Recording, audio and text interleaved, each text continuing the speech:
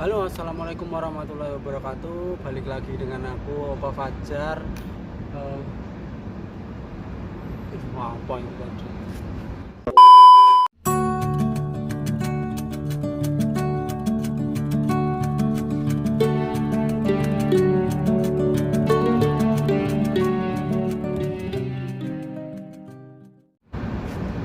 Halo, assalamualaikum warahmatullahi wabarakatuh. Balik lagi dengan aku, Opa Fajar. Selamat sore ya semuanya. Selamat sore teman-teman. Oke, di video kali ini aku mau bercerita pengalaman aku dari lulus SMA sampai ke Korea Selatan. Jadi saya lulus SMA itu tahun 2009, terus sampai sekarang itu 2020. Jadi dulu waktu lulus SMA itu saya juga bingung sih mau kemana. Terus akhirnya sempat saat itu saya itu menganggur, pokoknya istilahnya saya itu menganggur 6 bulan kalau nggak salah ya. Jadi saya menganggur 6 bulan, tapi saya juga bingung sih mau kerja atau mau gimana. Saat itu saya nggak punya planning sama sekali guys. Planningnya apa, mau kuliah juga kasihan orang tua juga, adik-adik juga masih sekolah, terus apa itu, terus kalaupun saya lulus, adik saya juga lulus, jadi butuh biaya yang sangat besar sekali. Saat itu saya juga nggak punya planning saat itu. Akhirnya 6 bulan saya itu menganggur, dan saat itu saya mengisi dengan kegiatan yang positif. Mungkin saya isi dengan kegiatan, banyak sekali kegiatan. Saya itu mengaji, dan banyak sekali lah saya itu bersilaturahmi ke tempat Abayani dan kemanapun, melakukan sebuah kegiatan positif. Sempat terpikir dalam pikiran saya saat itu, ya Allah, saya itu mau jadi apa, kok saya kayak gini banget, kok teman-teman saya setarnya udah panjang, udah masuk kuliah. Mungkin sempat saat itu, aduh, bingung pokoknya guys. Pokoknya sempat saat itu saya itu bingung banget lah, saya nggak punya planning sama sekali. Tapi alhamdulillah guys, mungkin setelah itu saya isi dengan kegiatan yang positif, dan akhirnya ada tawaran saya itu kerja di Makassar. Ya udahlah, saat itu saya kerja di Makassar sekitar 1 tahun. Dan 1 tahun saya di Makassar, mungkin saya di sana mungkin kerja di rumah makan, dan apa itu, menghadapi banyak sekali orang dengan mungkin kepribadian yang berbeda-beda. Kita harus mempunyai tingkat kesabaran yang sangat tinggi. Saat itu saya juga dilatih di situ guys. Terus setelah dari Makassar 1 tahun, saya itu kerja di Cikarang di pabrik sekitar 2 tahun. Jadi 2013, dulu itu 2013 saya apa itu selesai dari Cikarang. Jadi saya kerja di Cikarang di pabrik spare part sepeda motor di kawasan industrial Delta Silicon 1 saat itu. Terus setelah itu guys, setelah kerja di Cikarang, sempat saat itu saya pulang cuti ke Indonesia. Saya pulang cuti ke rumah. Terus kakak saya bilang suruh ke Korea satu. Terus sempat saat itu saya itu nggak punya pikiran sama sekali mau ke Korea guys. Dulu waktu saya pulang Lebaran juga tetangga saya juga bilang ke Korea saja, maksudnya enak. Saat itu saya, ngapain ya ke Korea, ya ngapain saat itu, ngapain jauh-jauh kerja di sana, kan sementara di sini juga enak. Seperti itu, kerja di Indonesia juga pokoknya ada duitnya lah, maksudnya walaupun cuma 1 juta 2 juta. Terus saat itu saya nggak pikiran sama sekali ke Korea Selatan. Setelah saya cuti itu, kakak ponaan, anaknya Bude, terus bilang nanti kalau setelah selesai kontrak ke Korea saja. Setelah saya juga nggak pikiran ngapain, saya itu pengennya ke Jepang bukan ke Korea. Akhirnya saya nggak itu ya pokoknya belum ada niat ke Korea lah. Setelah akhirnya saya selesai kontrak di di Cikarang, terus 2013 itu kakak saya itu ada pengumuman lulus. Dia itu lulus ujian IPS topik. Saat itu teman-teman saya yang di kampung juga sudah banyak yang lulus, itu tahun 2012 pada sudah berangkat. Saat itu wah, kok kelihatannya kok enak banget ya, ya udah saya ngikut aja lah. Saat itu masih ada sekitar waktu masuk sekolahnya itu pokoknya masih lama lah, dan saat itu saya nyambi lah belajar dulu pengenalan bahasa Korea. Nah, pokoknya saya niatin dulu lah. Setelah kakak saya lulus saat itu ya udah saya pokoknya harus optimis. Itu saya dapat inspirasi itu sebenarnya dari kakak saya, di kakak saya itu. Terus akhirnya saya ya pokoknya ke Korea lah gitu. Jadi saya itu ya intinya nggak ada niatan sama sekali sebelumnya.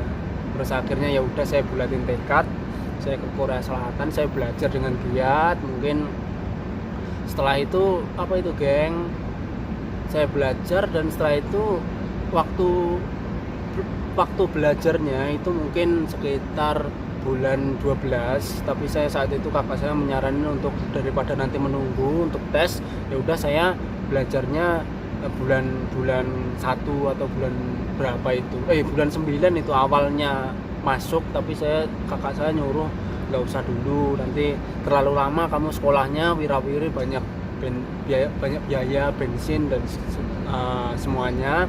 Akhirnya saya nyambi dulu di pabrik 3 bulan di pabrik kain. Setelah itu saya itu guys sekolah itu kalau nggak salah bulan 1 atau bulan berapa itu lupa. Akhirnya bulan 6 kan tes, ya pokoknya antara bulan 1 kalau nggak bulan 2 lah guys, lupa saya, pokoknya itulah. Nah akhirnya saya sekolah. Mungkin saat itu saya udah pede sekali, saya sekolah, banyak sekali temennya juga banyak. Akhirnya saya juga semangat banget, teman di kampung juga banyak saat itu. Mungkin udah optimis bahwa setiap hari ngerjain soal itu nilainya juga bagus, di atas 90 lah, di atas 100 kan 200 ya nilainya ya, pokoknya di atas 180-an lah, salah 4 salah berapa. Saya udah optimis banget guys, pokoknya lulus tahun 2014. Akhirnya saya itu ujian Korea, ujian IPS topik, dan sangat disayangkan sekali saat itu saya nggak lulus guys. Ternyata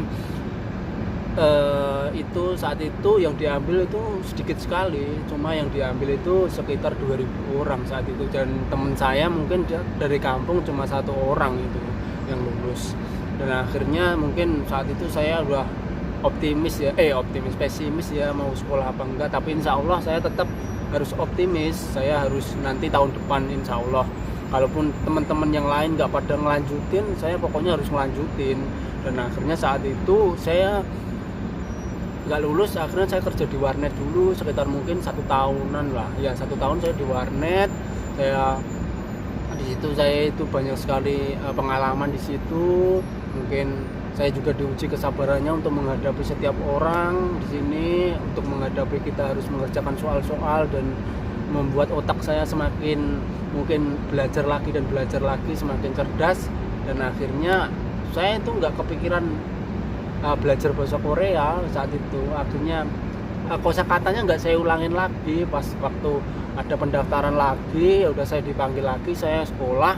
Lalu saya sekolah itu udah tinggal 2 orang itu guys, saya sama teman saya. Ya saya masuk pun kadang masuk kadang enggak, pokoknya karena jauh ya males juga sih.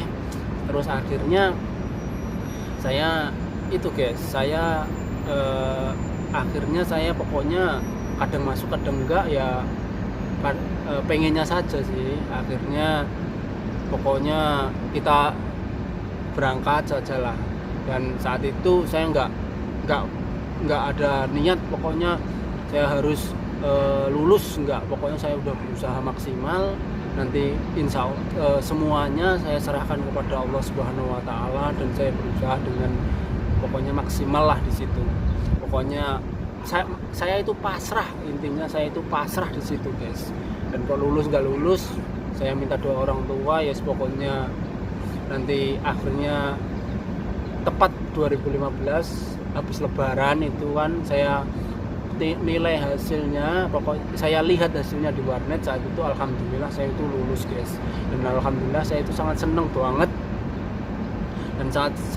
akhirnya saya itu udah alhamdulillah lulus gitu, dan saya dengan senang hati akhirnya saya guys melengkapi syarat-syarat yang ada di Korea sini, dan saya berjuang dan akhirnya saya itu sampai ke titik prelim.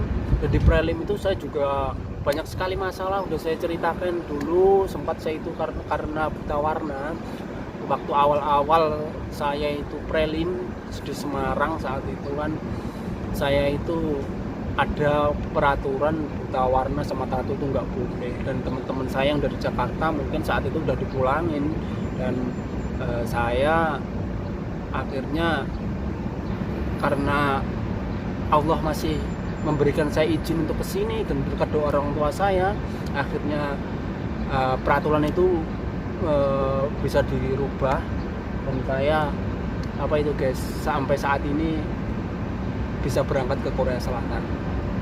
Karena itu semua murni berkat dari doa orang tua saya dan doa dari teman-teman saya dan semuanya. Jadi saya ucapin terima kasih semuanya. Semoga kalian semua selalu dalam hubungan Allah Subhanahu wa taala.